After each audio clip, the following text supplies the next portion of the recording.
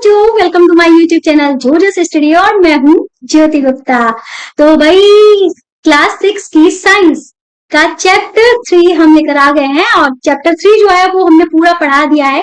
नहीं देखा है इस वीडियो के डिस्क्रिप्शन बॉक्स में आपको प्लेलिस्ट मिल जाएगी, नहीं तो आप प्लेलिस्ट में जा सकते हो, वहां से आपको मिल जाएगी। तो आज की क्लास में हम सारे के सारे क्वेश्चन आंसर कराएंगे। तो जैसे कि पहला क्वेश्चन जो है वो हमसे क्या कह रहा है, पहला क्वेश्चन हमसे कह रहा है हमें किसी मिश्रण के विभिन्न अवयवों को पृथक करने की आवश्यकता क्यों होती है। तो उदाहरण दीजिए। मतलब सबसे पहली बात तो आपको समझना होगा पृथक करना क्या होता है। पृथक करने का मतलब होता है अलग करना, ठीक है, किसी चीज से किसी चीज को अलग करना, ठीक है।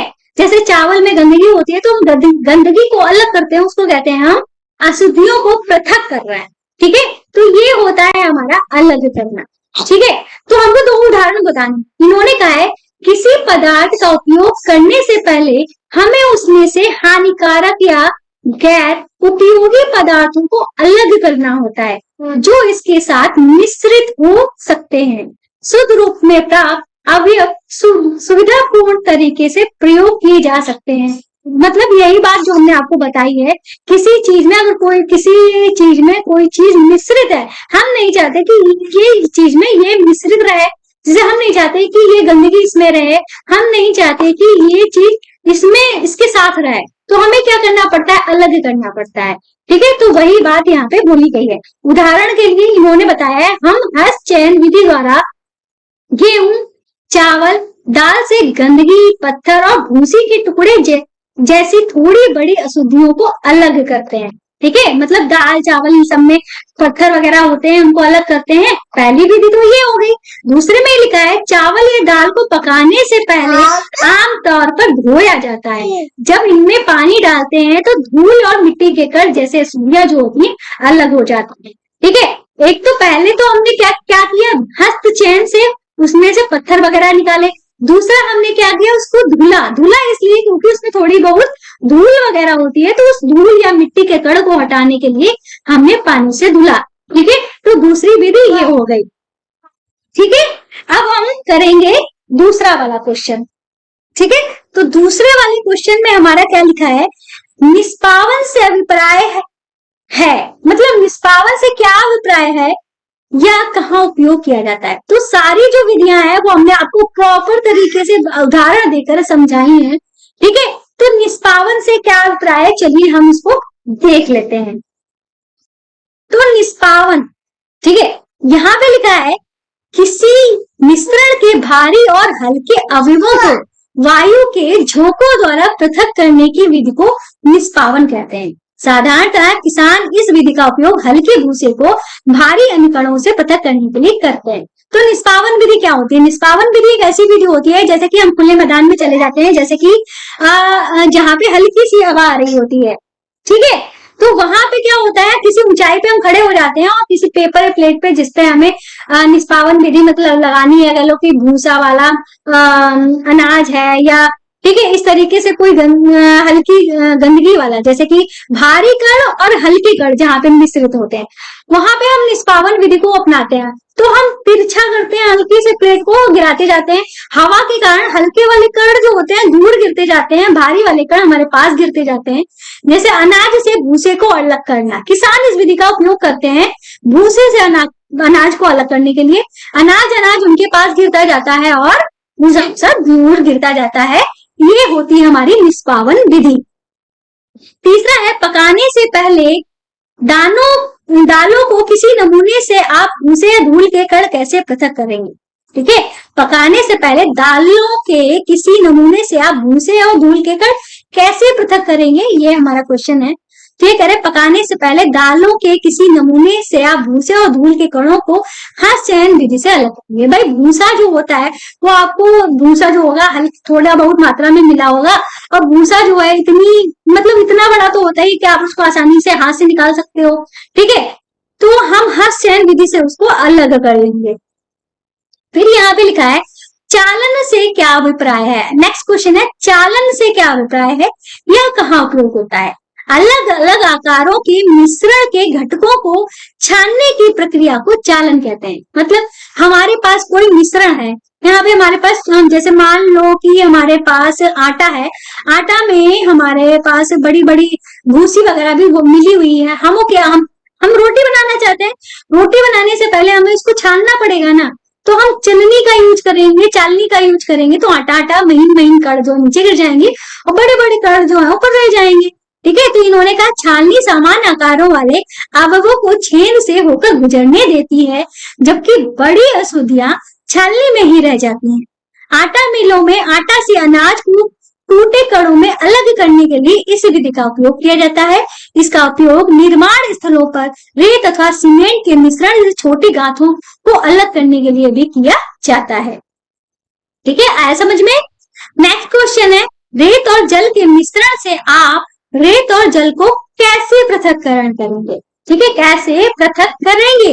तो आंसर हो जाएगा, रेत और जल को उनके मिश्रण से पृथक करने के लिए हम निम्न चरणों का पालन करते हैं। जैसे कि एक कंटेनर में कुछ समय के लिए मिश्रण छोड़ दें। हमने क्या किया है, एक कंटेनर लिया है, एक गिलास लिया है, इसमें हमने पानी भी भर लिया है और रेत भी भर ली है। ठीक है, हमने मिक्स करके घोल दिया, इनको थोड़ी देर के लिए रख दिया। जब थोड़ी देर के लिए हमने रख दिया तो पानी पानी हमारा ऊपर हो जाएगा और रेत जो है वो हमारी नीचे बैठ जाएगी। ठीक है, तो नीचे जब बैठ जाएगी इसको कहते हैं अवसादन। फिर थोड़ा हम दूसरी गिलास लेंगे और गिलास को हल्का सा तिरछा करके पानी पानी जो ऊपर वाला है वो निकाल लेंगे, इसको कहते हैं निस्तारण। ठीक है, यही बात इन्होंने बोली है। कुछ समय के लिए रख देंगे, कंटेनर के तल में रेत जम जाती है जिसे अवसादन कहते हैं। पानी को धीरे से एक दूसरे कंटेनर में डालें, इसको कहते हैं निस्तारण। डालने को दूसरी गिलास में डालने को कहते हैं निस्तारण। रेत के बारीक कणों को हटाने के लिए फिल्टर पेपर का प्रयोग किया जाता है। अभी भी इसमें कुछ रेत के कण है, तो हम क्या करेंगे, एक फिल्टर पेपर का प्रयोग करेंगे या छलनी का यूज करेंगे या कपड़े का यूज करेंगे, फिर हम उससे इस पानी को छानेंगे, इसको कहते हैं निस्यंदन। ठीक है, फिल्टर पेपर का उपयोग करते हैं जिसे निस्यंदन कहते हैं। ठीक है, यहाँ तक खाते नहीं, यहाँ पे लिखेंगे कहते हैं। ठीक है, तो इन अवसादन, निस्तारण, निस्यंदन विधियों से हम अलग करेंगे। ठीक है, नेक्स्ट क्वेश्चन है हमारा। नेक्स्ट क्वेश्चन जो है वो हमारा क्या है, नेक्स्ट क्वेश्चन जो है वो हमसे क्या कह रहा है भाई, देख लो। ये कह रहा है आटे और चीनी के मिश्रण से क्या चीनी को पृथक करना संभव है? अगर हाँ तो कैसे करेंगे? भाई छालनी का प्रयोग करेंगे, चीनी बड़ी होती है, आटा महीन होता है, छलनी से आसानी से छन जाएगा। तो ये कह रहे हैं किसी छालनी का प्रयोग करके चालन विधि के माध्यम से आटे के साथ मिश्रित चीनी को हम अलग कर सकते हैं। आगे चलते हैं, नेक्स्ट क्वेश्चन है, पंकिल जल के किसी नमूने से आप स्वच्छ जल कैसे प्राप्त करेंगे? पंकिल जल का मतलब होता है गंदा पानी, तालाब का पानी। ठीक है, तो ये कह रहे हैं पंकिल जल से साफ पानी प्राप्त करने के लिए निम्नलिखित चरणों की आवश्यकता होती है। कौन से चरण? एक कंटेनर में पंकिल जल डालकर कुछ समय के लिए छोड़ देंगे, तो क्या होगा, मिट्टी मिट्टी नीचे बैठ जाएगी। कुछ समय बाद कंटेनर में नीचे अशुद्धियां जमा हो जाएंगे। इस प्रक्रिया को क्या कहते हैं? अभी हमने आपको बताया था, अवसादन कहते हैं। ऊपरी परत पानी, साफ पानी की है, इसे दूसरे कंटेनर में डाल देंगे, इस प्रक्रिया को क्या कहेंगे? निस्तारण कहेंगे। मतलब दूसरे गिलास में वो ऊपर वाला पानी डाल देंगे। फिर महीन अशुद्धियों को दूर करने के लिए फिल्टर पेपर का प्रयोग करेंगे, इस प्रक्रिया को निस्यंदन कहते हैं। सेम वही क्वेश्चन इन्होंने रख दिया है जो अभी हमने पढ़ा था। अब है हमारा 8वां क्वेश्चन, रिक्त स्थानों को भरिए। धान के दानों को डंडियों से पृथक करने की विधि को हम क्या कहते हैं? थ्रेसिंग कहते हैं। क्या कहते हैं? थ्रेसिंग कहते हैं, यहाँ पे लिखा हुआ है। ठीक है, थ्रेसिंग में क्या कहते हैं, हम बालियों को मतलब एक गट्ठर बना के ले लेते हैं और किसी पत्थर पे जोर से पीटते हैं, जिससे हमारे दाने और बालियों से अलग हो जाते हैं, अनाज जो है वो अलग हो जाता है, इसको थ्रेसिंग कहते हैं। किसी एक कपड़े पर दूध को उड़ेलते हैं तो मलाई उस पर रह जाती है। पृथक्करण की यह प्रक्रिया जो है क्या कहलाती है? निस्यंदन।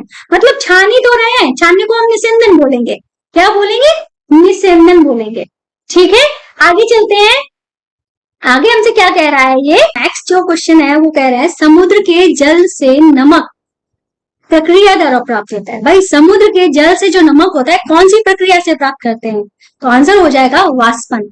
वाष्पन की प्रक्रिया से हम समुद्र के जल से नमक प्राप्त करते हैं। ये कह रहे हैं जब पंकिल जल को पूरी रात एक बाल्टी में रखा जाता है तो अशुद्धियां तली में बैठ जाती, ठीक है। इसके पश्चात स्वच्छ जल को ऊपर से पृथक कर लेते हैं।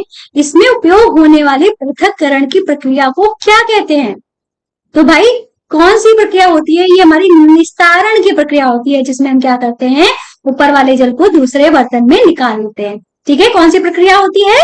निस्तारण की प्रक्रिया होती है, ठीक है। अब हम चलेंगे अपने नेक्स्ट वाले क्वेश्चन पे। नेक्स्ट वाला क्वेश्चन जो है वो ये कह रहे हैं सत्य और असत्य बताओ।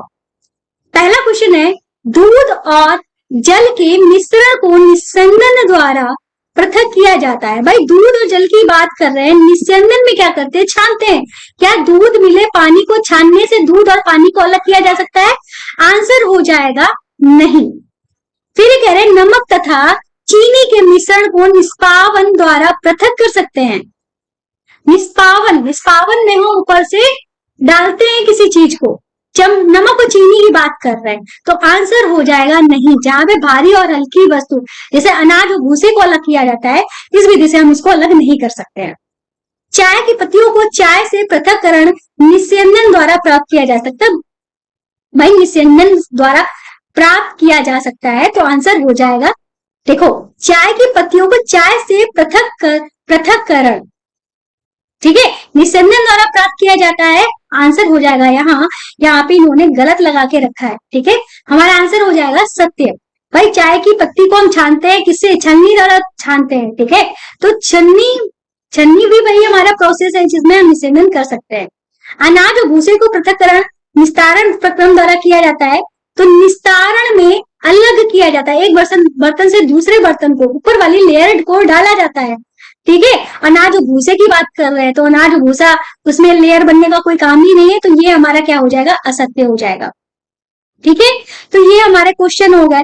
चलते हैं नेक्स्ट क्वेश्चन पे। नेक्स्ट क्वेश्चन जो है वो हमसे कह रहा है जल में चीनी तथा नींबू का रस मिलाकर शिकंजी बनाई जाती है, ठीक है।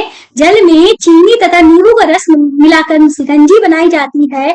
आप बर्फ डालकर इसे ठंडा करना चाहते हैं, इसके लिए शिकंजी में बर्फ चीनी घोलने से पहले डालेंगे या बाद में? किस प्रकरण में चीनी अधिक घोलना संभव होगा? भाई ये कह रहे हैं बर्फ डालने से पहले चीनी घोलना आसान होगा कि बर्फ डालने के बाद? ठीक है, तो आंसर कह रहे हैं कि बर्फ डालने से पहले चीनी को घोलना चाहिए, ठीक है। ठंडे पानी की तुलना में चीनी गर्म पानी में जल्दी घुल जाती है। हम बर्फ पानी में बर्फ मिलाने से पहले अधिक चीनी घोल सकते हैं। मतलब बर्फ अगर डाल देंगे उसके बाद चीनी को घोलेंगे तो हमारे लिए चीनी को घोलना थोड़ा कठिन हो जाएगा, थोड़ी ज्यादा मेहनत लगेगी, ठीक है। ये थे हमारे कुछ क्वेश्चन और आंसर। क्लास पसंद आई तो हमारे चैनल को सब्सक्राइब करना, वीडियो को लाइक करना ना भूलें, हमारी वीडियोस को शेयर जरूर कर दिया करें, ठीक है। अगर ये आपको हमारी पीडीएफ चाहिए, इसके लिए आपको हमारे ऐप पे जाना पड़ेगा जिसका नाम है जोजस स्टडी। आपको यहाँ पे एक वीडियो दिख जाएगी साइड में, यहाँ पे आप इस तरीके से हमारे ऐप को डाउनलोड कर सकते हो और हमारे जो हैंड रिटन नोट्स वगैरह जो प्रॉपर जो मैथ्स के हैं वो भी मिल जाएंगे, साथ में हमारी क्लासेस भी मिल जाएंगी, सारी बुक्स मिल जाएंगी बिल्कुल फ्री में। तो मिलते हैं नेक्स्ट वीडियो में, तब तक के लिए बाय बाय, ठीक है।